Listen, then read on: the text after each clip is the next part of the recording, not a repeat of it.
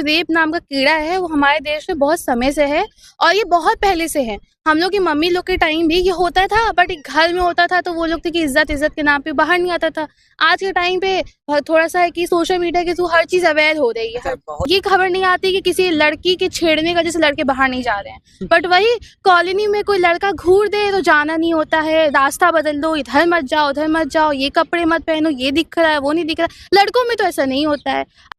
लड़कियों का रेप शोषण बहुत ज़्यादा यहाँ पर देखने को मिल रहा है, अपने उत्तर प्रदेश में भी या फिर पूरे इंडिया में भी देखने को मिल रहा है। हालांकि हम लोग उत्तर प्रदेश में भी है तो उत्तर प्रदेश की बात करते हैं। लोग बोलते थे कि योगी सरकार आएगा तो ये सही हो जाएगा, या फिर किसी भी सरकार में लोग यहाँ पर कोई भी रेप होता है उसको सीधे दो भी सरकारें होती आपस में मतभेद करती है कि अरे मेरे सरकार में ऐसा नहीं होता था, तुम्हारे सरकार में ऐसा नहीं होता था। लेकिन किसी भी सरकार में देखने को मिला है कि न रेप रुक पाया है, न भ्रष्टाचार रुका है, न एजुकेशन रुका है।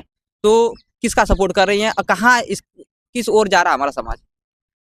ये समाज, पहली बात तो जो रेप कल्चर, ये कोई कल्चर नहीं है। ये जो रेप नाम का कीड़ा है वो हमारे देश में बहुत समय से है और ये बहुत पहले से है। हम लोग की मम्मी लोग के टाइम भी ये होता था, बट एक घर में होता था तो वो लोग थे कि इज्जत इज्जत के नाम पे बाहर नहीं आता था।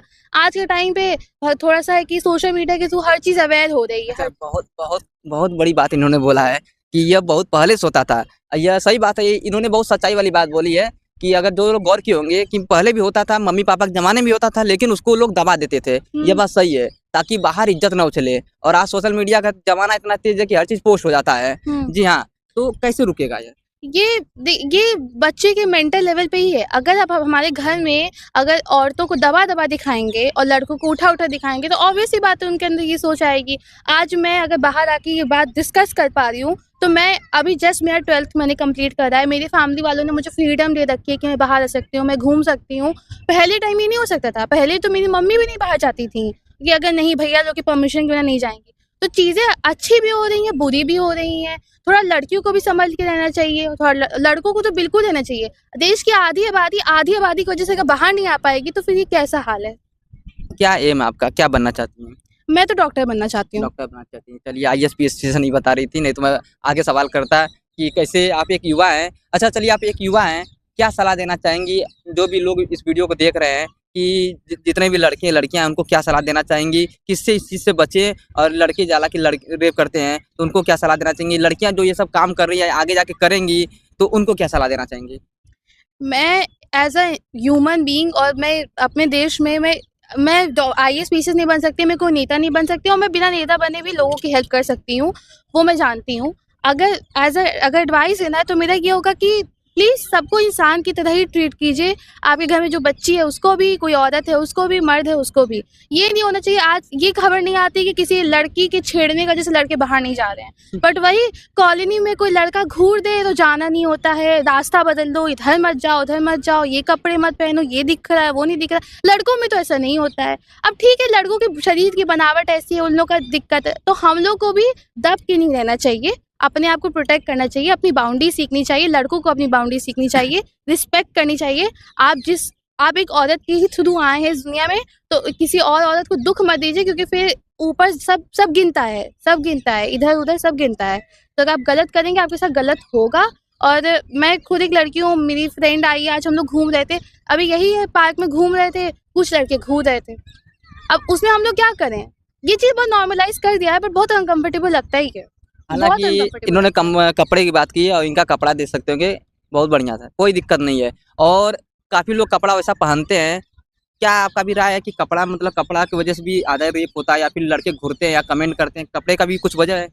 देखिए, जैसे अगर मैं ही हूँ, अगर मैं एक पब्लिक प्लेस में आ रही हूँ, पब्लिक प्लेस में पब्लिक है, पब्लिक ओपिनियन है, तो अगर मैं आती हूँ तो भले मैं पब्लिक प्रॉपर्टी नहीं होती हूँ, बट मुझे लोग देख सकते हैं। अगर मैं कुछ ऐसा कपड़ा पहनती हूँ या तो जिसमें पूरा मेरा शरीर मेरा सब दिख रहा है, वैसे पहनना ही नहीं चाहिए। कोई ज़रूरत ही नहीं है। आप कपड़े का काम है शरीर को ढकना।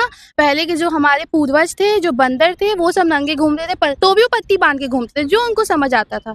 तो हम लोग का काम है, कपड़ों का काम है हम लोग को ढकना ही चाहिए। आप बाहर अगर ऐसी जगह पे आ रही हैं, आपको पता है कि अगर इस लोकेशन में जाने से ठीक नहीं, अब हम सबकी सोच तो नहीं बदल सकते ना, धीरे धीरे सोच बदल रही है, बट तुरंत थोड़े बदल देंगे। आप चली जाएंगे, आपको कोई टच कर देगा, तो गलती लड़की की भी होती है। अब उन लड़कों को तो क्या ही बोलना जो ये कर देते हैं, बट आप सामने से प्रोवोक नहीं करना चाहिए।